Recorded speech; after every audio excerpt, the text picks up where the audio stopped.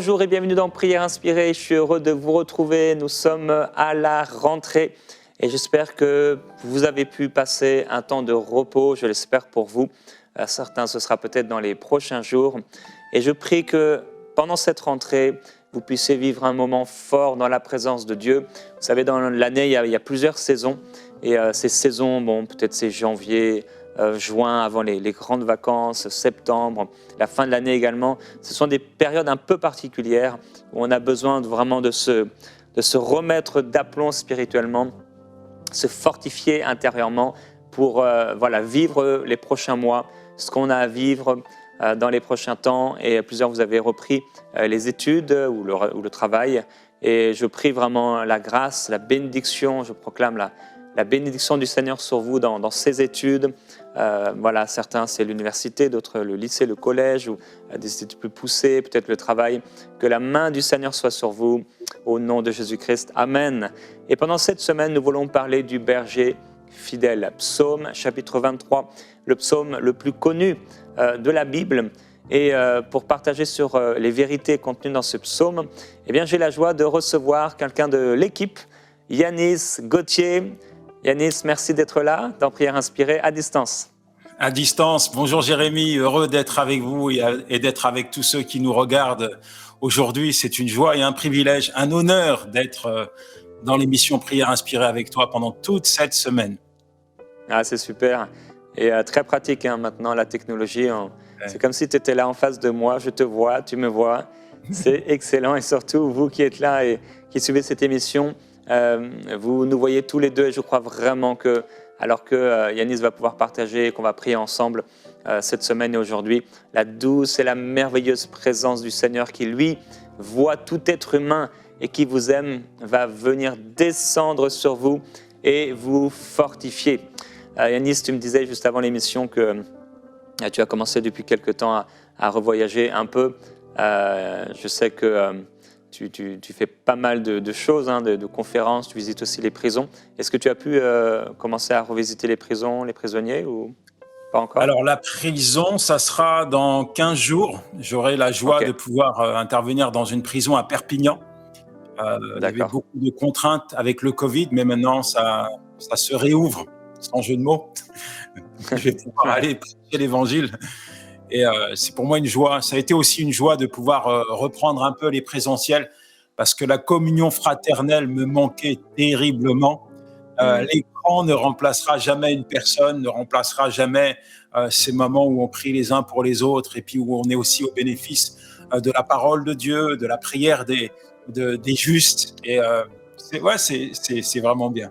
C'est vraiment, et j'espère que ça va durer. Ah ouais. Amen, qu'il en soit ainsi. Et tu avais à cœur donc de partager cette série sur les psaumes. Et aujourd'hui, tu veux nous parler de ce premier verset. L'Éternel est mon berger. Alors, je vais te laisser nous partager un peu sur le cœur du berger. Effectivement, le cœur du berger. Mais avant d'aller un peu plus loin, il y a quand même quelque chose que j'ai ressenti quand j'ai été à l'église. C'est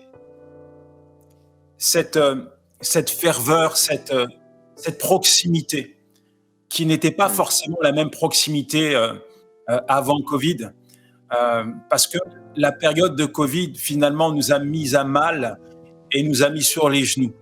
Et là, tout à coup, alors que la mort frappait à droite et à gauche, que beaucoup étaient plongés dans l'inquiétude, je crois que ça a été aussi un temps où Dieu nous a ramenés à l'essentiel. Et l'essentiel, c'est quoi? C'est sa présence. Et là, tout à coup, dans ces moments d'incertitude, dans ces moments de confinement, nous nous sommes positionnés. Sur les genoux, nous avons tout d'un coup invoqué le Seigneur et Dieu a repris sa place. Et je pense, je parle pour moi, peut-être que le temps parfois nous amène à mettre Dieu en second plan. Dieu n'est plus au centre, Dieu n'est plus notre priorité. Mais ce confinement nous a ramenés à l'essentiel. Et je disais pas plus tard qu'hier à l'église que ça a été dur. Ça a été dur cette période de confinement. Mais au final, on en sort grandi. On en sort plus proche de Dieu. Et dans l'épreuve, il y a eu comme une saveur divine qui a émergé comme ça, émergé de nos cœurs et de nos vies. Alors qu'on va parler aujourd'hui et puis pendant les jours qui vont suivre de ce psaume 23, je crois qu'il n'y aura pas besoin d'appuyer, il n'y aura pas besoin encore et encore de dire, de disséquer la parole de Dieu pour amener une personne à réaliser combien Dieu est fidèle, combien Dieu est bon. Non, je crois que Dieu s'est chargé lui-même de se révéler au cœur de ses enfants pendant cette période de confinement. Et Amen. je vais vous parler du psaume 23. Et c'est un psaume, comme tu l'as dit, Jérémie, qui est tellement grand, tellement beau, tellement riche de vérité.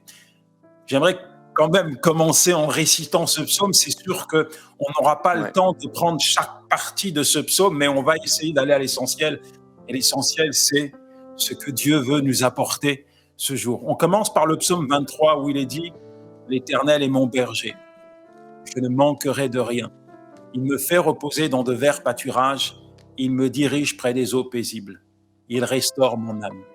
Il me conduit dans les sentiers de la justice à cause de son nom. Quand je marche dans la vallée de l'ombre de la mort, je ne crains aucun mal, car tu es avec moi. Ta houlette et ton bâton me rassurent. Tu dresses devant moi une table en face de mes adversaires. Tu oins d'huile ma tête et ma coupe porte. Oui, le bonheur et la grâce m'accompagneront tous les jours de ma vie et j'habiterai dans la maison de l'Éternel jusqu'à la fin de mes jours. Le psaume 23 nous permet de savoir qui est Dieu, de savoir ce qu'il est, de savoir où il est.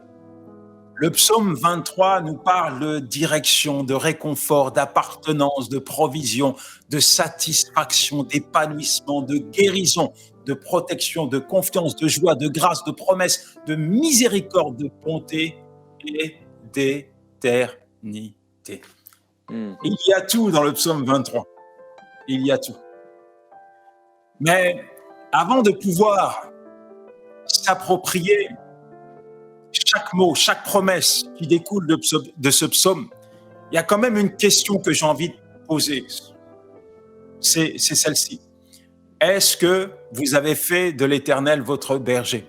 Est-ce que Dieu est votre berger? Parce que nous avons profondément besoin d'un berger pour nous guider. Si Dieu n'est pas notre berger à l'homme, alors nous sommes perdus. Et dans le Proverbe 14, verset 12, il est dit « La voie qui paraît droite à un homme peut finalement conduire à la mort. » La voie qui paraît droite à un homme peut finalement conduire à la mort. Il y a plein de personnes qui vont à l'église, il y a plein de personnes qui récitent ce psaume, mais il y a beaucoup de personnes également qui n'ont pas fait de Dieu leur berger. Il y a beaucoup de personnes qui croient en l'existence de Dieu, mais les mêmes personnes ne croient pas en Dieu. Et quand je dis cela, il n'y a rien d'anormal. Parce que finalement, tu peux croire en Dieu, mais douter de ses promesses. Tu peux croire en l'existence de Dieu, mais douter de sa fidélité. Tu peux croire en l'existence de Dieu, mais douter de sa provision. Tu peux croire en l'existence de Dieu, mais douter de sa protection, de sa guérison.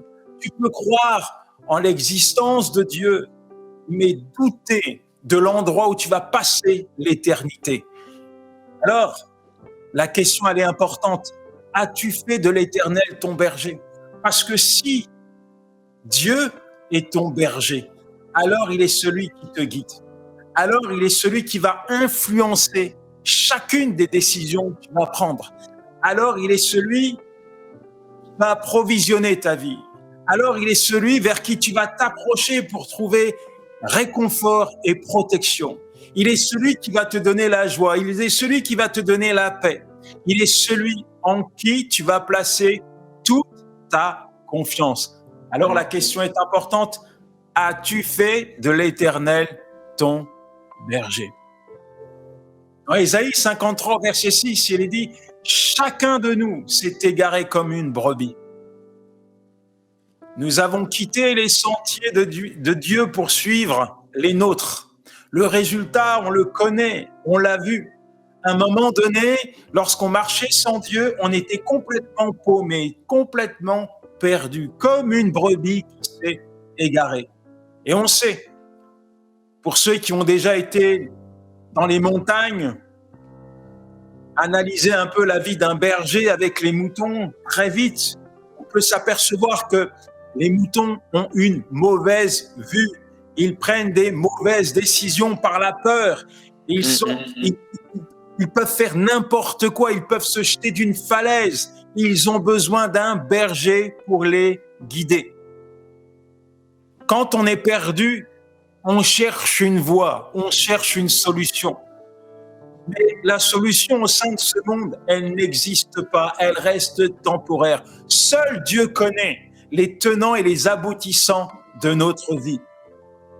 Moi qui vous parle aujourd'hui, fut un temps, j'étais complètement égaré, complètement paumé, complètement perdu. Lorsque j'étais petit, dans mon village, il y avait un sorcier qu'on appelait Colombo. Ce sorcier-là faisait peur à tout le monde. Et j'ai quelque peu été influencé en voyant les manipulations, toutes ces personnes qui l'encensaient. Et il avait comme un pouvoir que l'homme lui donnait. Et plus tard, lorsque j'ai commencé à faire n'importe quoi avec ma vie, à être complètement déréglé psychologiquement, j'ai essayé de trouver une voie en allant consulter des marabouts. Monsieur le marabout, je ne vais pas bien.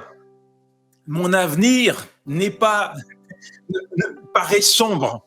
Mon avenir, je ne le maîtrise pas et j'aimerais vraiment le maîtriser parce qu'aujourd'hui, ça ne va pas. Je suis un drogué, je suis un voleur, j'ai une mauvaise vie, je veux changer. Alors, moyennant finance, Monsieur Mamadou, le marabout, me donnait quelques gris-gris, histoire d'atténuer mes doutes, histoire de me rassurer concernant mon avenir, mais je pouvais lui donner de l'argent et je lui donnais beaucoup d'argent et il me donnait beaucoup de gris-gris. J'en avais partout des talismans et je me disais qu'avec ça, mon avenir serait meilleur. Mais à un moment donné, j'ai réalisé que finalement, les gris-gris qui me refilaient me portaient la poisse. Parce que, en fait, mon état ne faisait que s'empirer. Mon état ne faisait que s'aggraver. Donc, à un moment donné, j'ai arrêté avec ces gris-gris, je les ai mis à la poubelle parce que j'ai compris que mon avenir ne se trouvait pas dans le cœur de Mamadou et encore moins dans la bouche d'un sorcier, d'une cartomancienne. Mon avenir ne se trouvait pas dans l'astrologie ou autre. Mon avenir était dans la main de Dieu. Et je veux vous dire à vous qui nous regardez aujourd'hui que Dieu connaît votre avenir. La Bible dit dans Proverbe 27, verset 1, « Ne te vante pas du lendemain, car tu ne sais pas ce qu'un jour peut enfanter. » Voilà pourquoi il est important que maintenant tu puisses te positionner. Tu ne peux pas marcher avec Dieu le dimanche et marcher avec les sorciers pendant la semaine. Tu ne peux pas marcher avec Dieu le dimanche et consulter ton horoscope ou en essayant de matérialiser ton avenir de manière rationnelle. Ton avenir appartient à Dieu et ce que Dieu te demande aujourd'hui, c'est de faire de lui ton berger. Qui aurait pu imaginer, il y a un an en arrière, qu'on allait traverser une situation de crise sanitaire? Qui aurait pu imaginer que la planète entière allait être confinée à cause du Covid? Qui aurait pu imaginer cela? Je me souviens d'un ami qui travaillait pendant la période Covid et je l'ai appelé, je lui ai dit, écoute, tu devrais faire attention parce que vraiment ce virus, il est dangereux.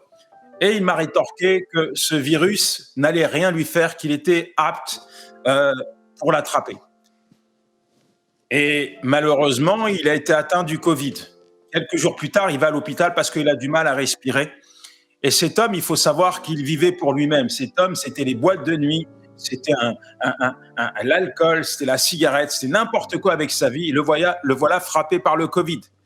Et un matin, alors que son état ne fait que s'aggraver, les médecins arrivent dans sa chambre et lui disent « On va être obligé de vous endormir, de vous mettre dans un coma sous respirateur parce que vos poumons ne réagissent plus. » Écoute, Jérémy, pendant 2 mois et demi, 2 mois et demi, cet homme s'est retrouvé dans le coma.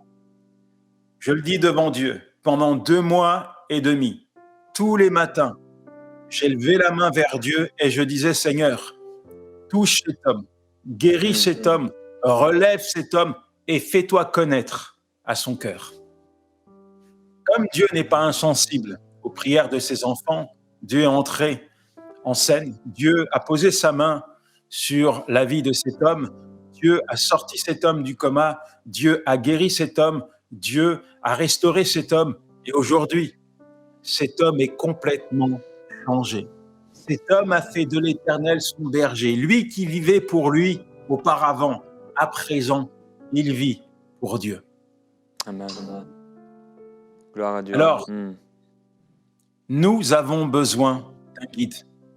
Et il faut réaliser, et je veux prier pour ça, pour que nous puissions réaliser à quel point nous avons besoin d'un guide. Pas un guide pour un jour, mais un guide pour toujours. Pas un guide pour un instant, mais un guide pour l'éternité. Et vous qui me regardez, peut-être que juste cette partie vous a interpellé. Peut-être que cette partie a été suffisante à Dieu pour vous convaincre, vous amener à réaliser combien il est important pour vous, pour votre avenir, de prendre une décision. Celle de faire de l'Éternel votre berger. Alors je veux prier. Père, merci. Merci pour ceux qui sont connectés à toi. Merci parce que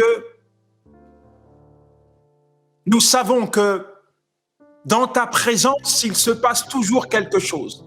Dans ta présence, tu as toujours une parole à communiquer à tes enfants. Et là, maintenant, je crois que des décisions sont prises. Là, en ces instants, je crois que des décisions sont confessées. Je crois que des repentances sont faites.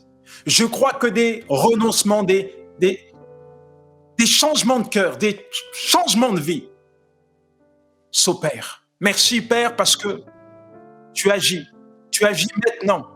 Et je prie pour que chaque personne qui a pris la décision de faire de toi son berger puisse te voir venir ratifier l'engagement qu'il a pris devant toi.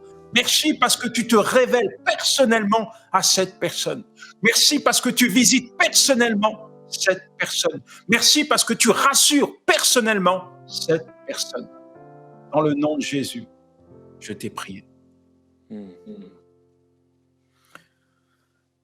Merci. Alors parfois, c'est le manque de sagesse qui nous amène à prendre de mauvaises décisions, la mauvaise direction. Et là encore, il est important de s'approcher de Dieu.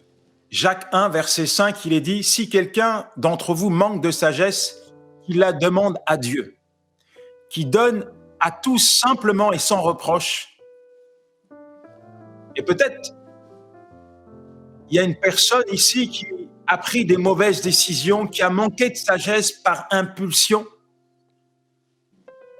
Et je veux dire à cette personne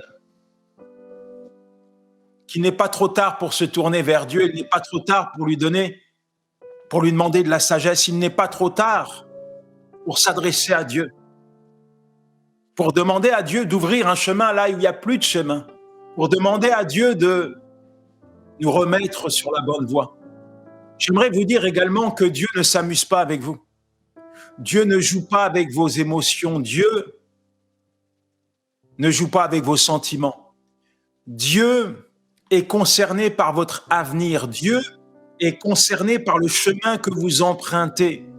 Dieu veut vous voir heureux sur la terre.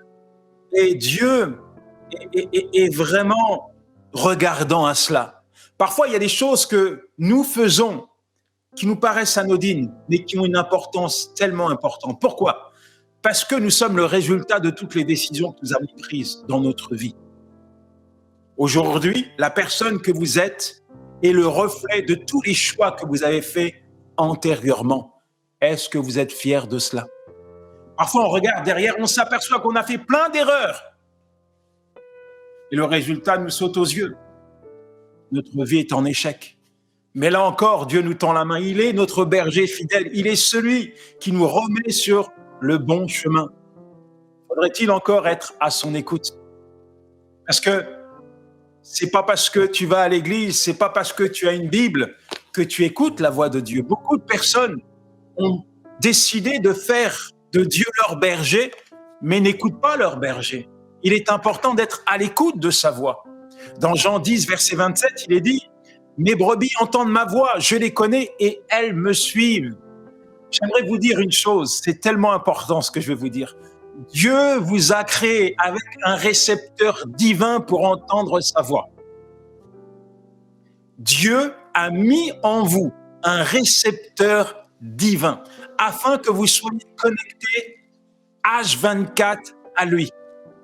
Mais lorsque ce récepteur est éteint, vous n'êtes pas connecté à Dieu.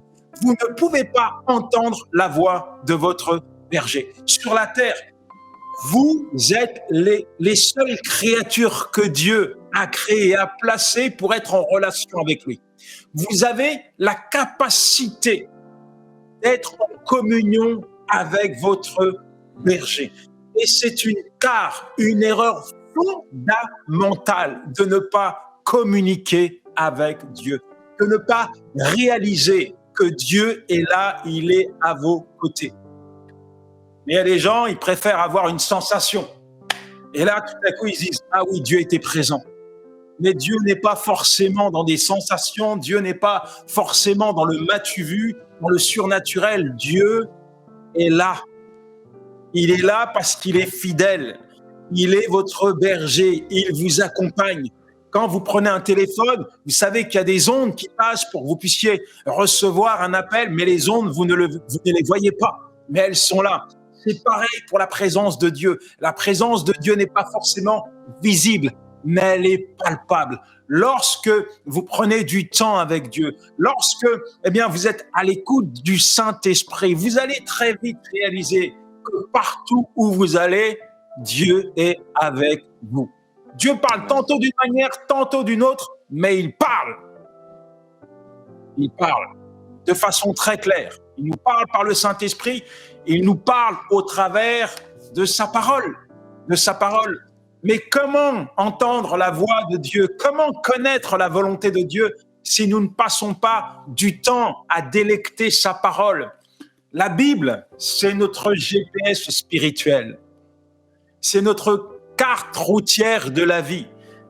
Vous ne serez jamais perdus si vous affermissez votre chemin d'après la parole de Dieu. Si vous laissez la parole de Dieu illuminer votre chemin, vous ne vous retrouverez jamais dans une voie sans issue. Dieu est là. Et la Bible dit, et nous allons prier dans Josué 1, verset 8, que ce livre de la loi ne s'éloigne point de ta bouche. Médite-le jour et nuit pour agir fidèlement selon tout ce qui est écrit, car c'est alors que tu auras du succès dans tes entreprises, c'est alors que tu réussiras. Jérémie, c'est tellement important de marcher d'après la parole de Dieu. C'est tellement important d'ouvrir la Bible et de laisser la parole de Dieu imprégner notre cœur. C'est tellement important lorsque nous sommes confus, lorsque nous faisons face à tout un tas de choses au sein de ce monde, de se retrancher dans la présence de Dieu et de lui dire « Père, parle, ton serviteur écoute. Seigneur, viens parler à mon cœur, parce que je sais qu'une seule parole de toi peut me ramener à la vie. » C'est tellement important d'allumer son récepteur divin pour être connecté H24 à haut débit, et c'est gratuit, avec l'Éternel. J'aimerais que nous puissions prier, Jérémie. Seigneur, nous te remercions parce que tu es grand. Nous pouvons te faire confiance, même au sein de ce monde incertain. Nous pouvons continuer à te faire confiance parce que tu es fidèle. Tu reviens jamais sur ta parole. Ta parole, c'est oui, c'est amen. Ta parole apporte la vie là où il n'y a plus rien. Seigneur, tu es tellement grand, tu es tellement bon. tu es tellement glorieux. Aujourd'hui encore, nous avons entendu que tu es notre berger, celui qui nous garde, celui qui provisionne notre vie, celui qui nous met à l'abri, celui qui nous protège, celui qui veille sur nous. Toi, tu ne dors pas, tu ne sommeilles point. Tu es omniscient, tu connais les tenants, les aboutissants de notre vie. Notre avenir, il t'appartient et nous le savons qu'avec toi, notre avenir est assuré. Je veux prier pour toutes les personnes qui sont connectées à toi. Je te demande, Seigneur, d'allumer leur récepteur divin afin qu'ils soient connectés pour le restant de leur jour à toi. Saint-Esprit, viens, éclaire leur vie, éclaire leur sentier, donne-leur l'intelligence, donne-leur de pouvoir rechercher ardemment ta présence. Merci pour tout ce que tu vas faire. Merci pour les prières qui sont exaucées. Merci pour tes cieux qui s'ouvrent sur nos vies. Merci pour la pleine révélation de ta personne. Merci, Père, parce que tu nous as jugés fidèles de t'appartenir.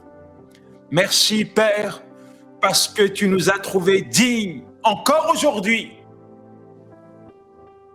d'être au bénéfice de ta parole. Alors parle-nous, continue de nous parler, parle-nous encore et encore, parce que nous voulons t'écouter. Dans le nom de Jésus. Amen. Amen. Père, on te remercie d'être ce berger. C'est une image tellement forte que tu nous as donnée. Et c'est une grâce, on est reconnaissant de pouvoir être comme ces brebis, de ne pas avoir à s'inquiéter de ce qu'on va manger, ce qu'on va porter, là où on doit aller, mais de savoir que tu prends notre vie dans tes mains. Et Père, on veut reconnaître ce que tu es dans nos vies. Tu es le berger. Nous ne voulons pas être comme ces brebis qui chacun suivent sa propre voie, mais nous voulons te suivre, Seigneur. Alors oui, merci pour ta parole qui nous conduit, qui nous dirige. Merci parce que tu nous montres le chemin. Et Père, nous prions aujourd'hui avec Yanis maintenant, dans l'unité. Merci. Que quelqu'un qui était dans le trouble, qui était dans la confusion par rapport à sa vie, quelqu'un qui est au cœur des ténèbres en ce moment et qui ne sait pas quoi faire par rapport à la situation qu'elle traverse, prie que cette personne, homme ou femme, puisse maintenant, Père, recevoir la paix surnaturelle dans son cœur, mais également la direction lorsqu'il ouvrira ta parole, lorsqu'elle ouvrira ta parole ou qu'elle se mettra à prier dans les prochains temps, les prochaines heures, les prochains jours, qu'une direction claire vienne dans son cœur par le Saint-Esprit. Et par la foi, Seigneur, nous saisissons cela et nous le déclarons au nom de Jésus-Christ. Amen, amen, amen. Amen. Merci, mon Gloire à Dieu. Dieu. Et saisissez-le par la foi maintenant, Merci vous aussi. pour ta parole qui est claire. Merci pour ta parole qui apporte la vie. Et une personne, son cœur est sec, sec, sec. Ton cœur est sec à cause de l'épreuve que tu traverses. Seigneur, envoie sa parole dans ton cœur. Il te dit, mon enfant, tu m'appartiens. Je suis la résurrection et la vie. Et quand même la situation que tu traverses te semblerait comme morte, sache que j'y apporte la vie. J'y apporte la vie. Merci Seigneur pour cette personne à qui tu as parlé. Merci parce que c'est toi qui ramènes à la vie. Merci parce que une seule parole de toi change tout. Mets fin à la douleur, mets fin à la souffrance. Une seule parole de toi apporte guérison et restauration. Merci pour ta parole. Amen. Amen. Recevez par la foi vraiment la paix de Dieu et la direction divine. Croyez que Dieu va vous parler. Merci beaucoup Yanis d'avoir été avec nous aujourd'hui. On va donc se retrouver demain avec plaisir dans Prière Inspirée.